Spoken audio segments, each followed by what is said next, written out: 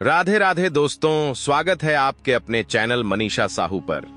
एक गरीब जमाई की कहानी आपको सुनाने हम आ गए हैं। दोस्तों, आइए कहानी की ओर। नई नवेली बहू दिव्या को आए अभी महीना भर भी नहीं हुआ था, पर पता नहीं उसके चेहरे पर नूर नहीं आता था। शायद किसी बात से नाराज है, हर पल यही प्रतीत होता था।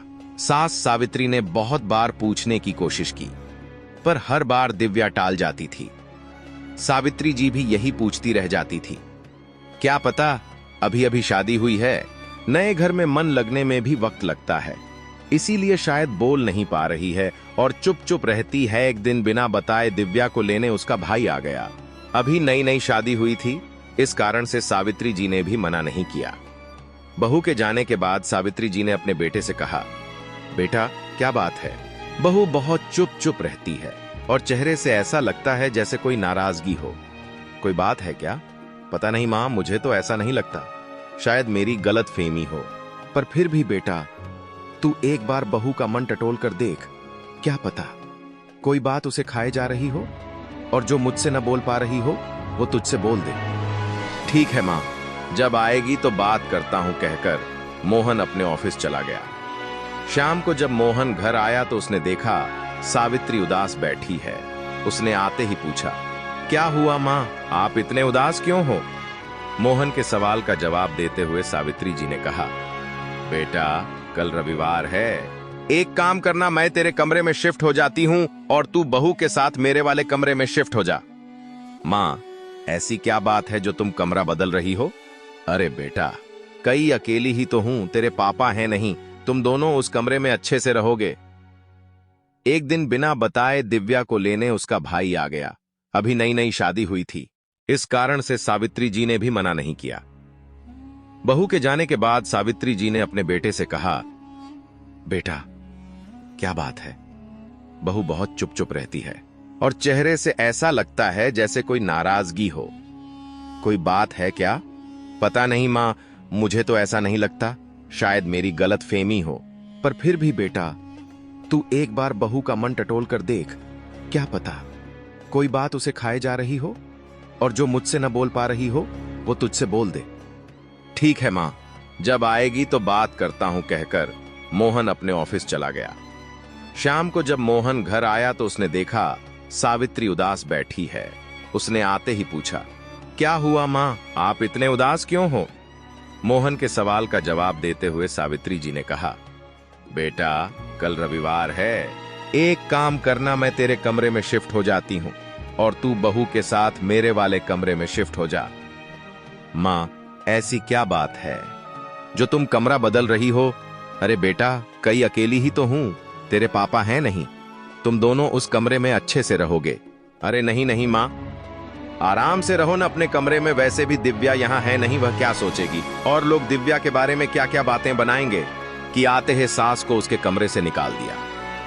तब तो सावित्री जी चुप हो गई, परंतु अगले दिन उसके पीछे पड़कर उन्होंने अपना कमरा शिफ्ट करवा ही दिया। सारा सामान शिफ्ट होने के बाद सावित्री जी बोली, बेटा एक काम कर, जो सोफे तेरे ससुराल से आए हैं वह भी कमरे में ही रख ले।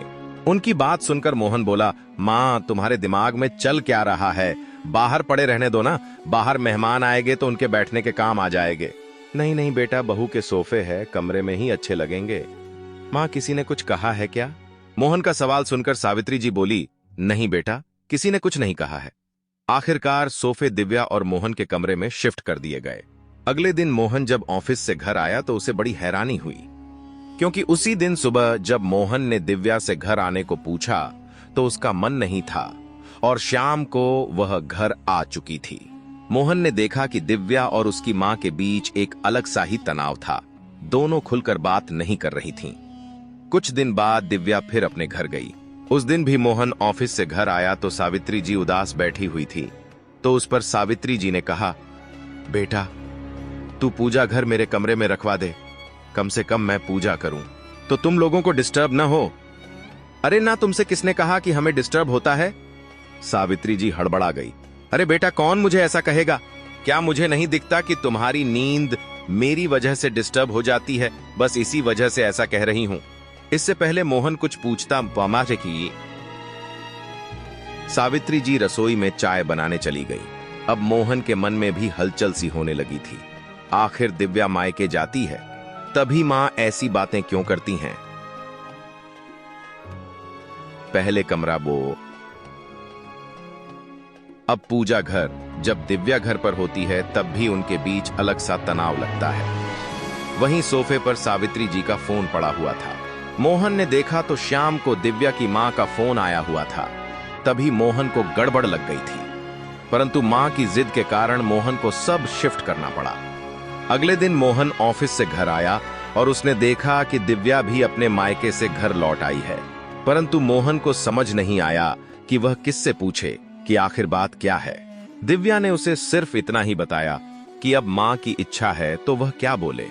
इसके आगे मोहन कुछ ना कह सका, पर शक का कीड़ा तो दिमाग में बैठ गया था। उसका शक यकीन में तब बदल गया जब दिव्या दोबारा मायके गई। इस बार सावित्री जी ने दिव्या के दहेज में आया टीवी दिव्या के कमरे में लगाने को कहा। अब इस बार मोहन का दिमाग बिगड़ गया। ये क्या बात हुई मां, जब भी दिव्या मायके जाती है तभी आप कहने लगती हो इसे यहां शिफ्ट करो, इसे वहां शिफ्ट करो। आखिर बताती क्यों नहीं हो, बात क्या है? मोहन की बात सुनते ही सावित्री जी रोने लग गई और कहने लगी, बेटा मैं तो बस यही चाहती हूं कि तुम दोनों बस खुश रहो। आखिर मेरी उम्र ही कितनी बची है। मोहन बोला, मां बात क्या है, किसी ने कुछ कहा है क्या? उसकी मां को रोता देख उसके पैरों तले जमीन खिसक गई थी। मां जब तक बताओगी नहीं तब तक बात समाधान कैसे निकलेगा? सावित्री जी ने रोते रोते मोहन का हाथ पकड़ा और बोली, बेटा पहले वादा कर मुझे छोड़कर नहीं जाएगा। मैं तेरे बिना कैसे रहूंगी, तेरे पापा भी नहीं हैं। भगवान के लिए मुझे वृद्धाश्रम भी मत छोड़ना। बेटा मैं तुम लोगों को परेशान भी नहीं करती, पता भी सब अपने आप ही हो जाता है। मां ये कैसी बातें कर रही हो, जो भी है खुलकर बताओ। और मैं आपको छोड़कर क्यों जाऊंगा? मैं कहीं नहीं जा रहा हूं। यह सुनकर सावित्री जी का दिल ठंडा हुआ। तब सावित्री जी को भरोसा हुआ और उन्होंने बताना शुरू किया कि याद है जब दिव्या पहली बार मायके गई थी और उसका भाई उसे लेने आया था तो मुझे लगा था कि उसके घर वालों को उसकी याद आ रही है, लेकिन उसके बाद दिव्या की मां का फोन आया था। दिव्या ने ही अपने भाई को बुलाया था। समधन जी कह रही थी कि मैंने सारा दहेज अपनी बेटी के प्रयोग के लिए दिया था, परंतु आपने सारा सामान हाल में रखवा दिया है। सिर्फ एक अलमारी, पलंग और ड्रेसिंग उनके कमरे में रखवाकर आपने अपने कर्तव्य से हाथ धो लिया। आपको तो उम्र हो गई है, आप उस सामान का क्या करेंगी? परंतु कम से कम बच्चों की इच्छाओं का सम्मान करें। अब मेरी बेटी तभी आएगी जब उसकी इच्छा पूरी होगी। अब तू ही बता बेटा, तेरे उस छोटे कमरे में सारा सामान कैसे आता? इसीलिए मैंने तुझे मेरे कमरे में शिफ्ट करने को कहा। लेकिन दिव्या दोबारा मायके गई तो मुझे लगा कि अब उसे सच में घर की याद आ रही होगी, परंतु यह भी मेरी गलतफहमी ही साबित हुई। दिव्या मायके पहुंची और उसकी मां का फोन आ गया और बोली कि उनकी बेटी को वहां रहने में बहुत दिक्कत हो रही है। वह कुछ बोल नहीं पाती और आपका बेटा आपका लिहाज कर लेता है। इसका मतलब से नहीं है कि आप उनका जीना दुश्वार कर दो। आप तो सुबह सुबह पूजा पाठ करने बैठ जाती हो। देखिए समधन जी, आप तो अभी नई नई सास बनी हैं, पर मुझे तो दो दो बहू रखने का तजुर्बा है। बाकी आपको मर्जी है। समधन जी ने तुम्हारा भी नाम ले लिया था तो मुझे लगा तुम्हारी भी इसमें रजामंदी है, इसलिए मैंने पूजा घर भी अपने कमरे में शिफ्ट करा लिया। लेकिन आज एक टेलीग्राम के लिए समधन जी ने मुझे कितना कुछ सुना दिया। इतना कहकर सावित्री जी रोने लगी। मोहन सावित्री जी को चुप करने की कोशिश करता रहा और जब सावित्री जी चुप न हो रही थी तो वह रसोई में जाकर एक गिलास पानी के आया और बोला, मां ये लो पियो और मुझे सब बताओ वे लोग किस हद तक जा सकते हैं। सावित्री जी कहने लगी, बेटा समधन जी ने कहा है कि ये LED मैंने अपनी बेटी और जमाई के लिए दी थी, परंतु इस पर तो आपके सत्संग ही चलते रहते हैं। क्या आप मेरी बेटी की इच्छाओं का सम्मान नहीं कर सकती? अगर पानी सिर से ऊपर उतर गया तो कहीं बेटा और बहू आपको छोड़कर कहीं चले न जाए, कहीं आपको वृद्धाश्रम न छोड़कर आ जाए। गलती सारी आपकी होगी और बदनाम मेरी बेटी हो जाएगी। अब तू ही बता बेटा।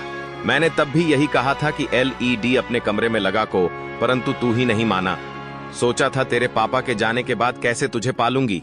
अब जब शादी हुई तो लगा अब मैं तुम दोनों के सहारे जी लूंगी।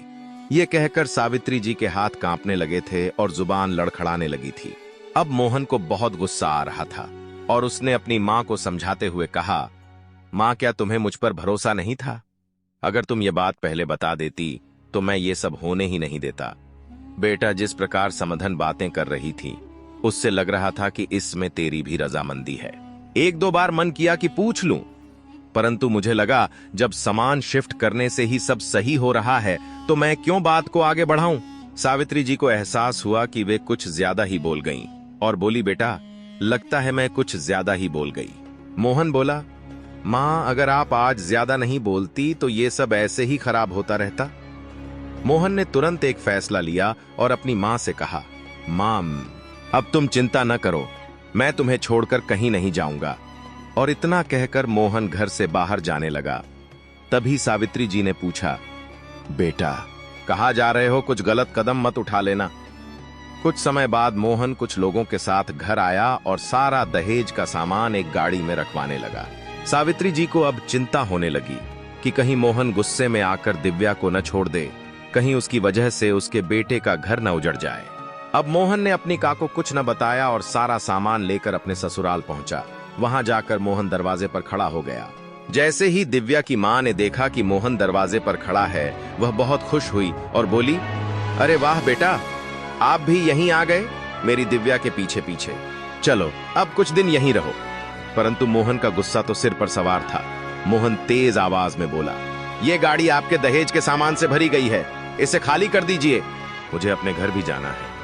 इतना सुनते ही दिव्या के पिता के पैरों तले से जमीन खिसक गई और वे बोले, बेटा ये हमने तुम्हारे इस्तेमाल के लिए दिया था, तुम पागल हो गए हो क्या जो इसे यहां लेकर आ गए?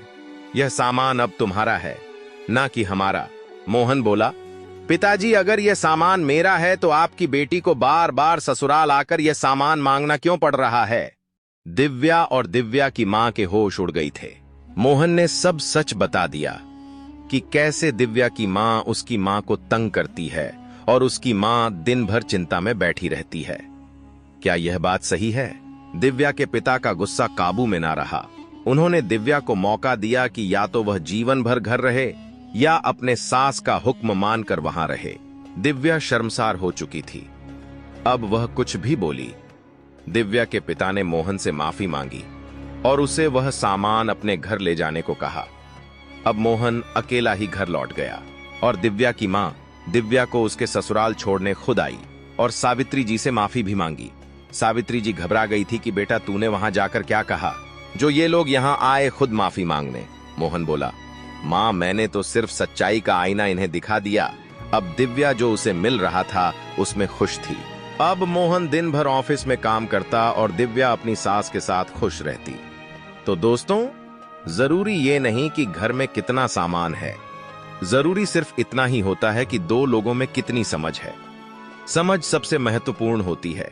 उम्मीद करता हूं आप लोगों को यह कहानी बहुत अच्छी लगी होगी। अगर लगी हो तो चैनल को सब्सक्राइब और वीडियो को लाइक करना न भूलें। मिलते हैं अगली वीडियो में।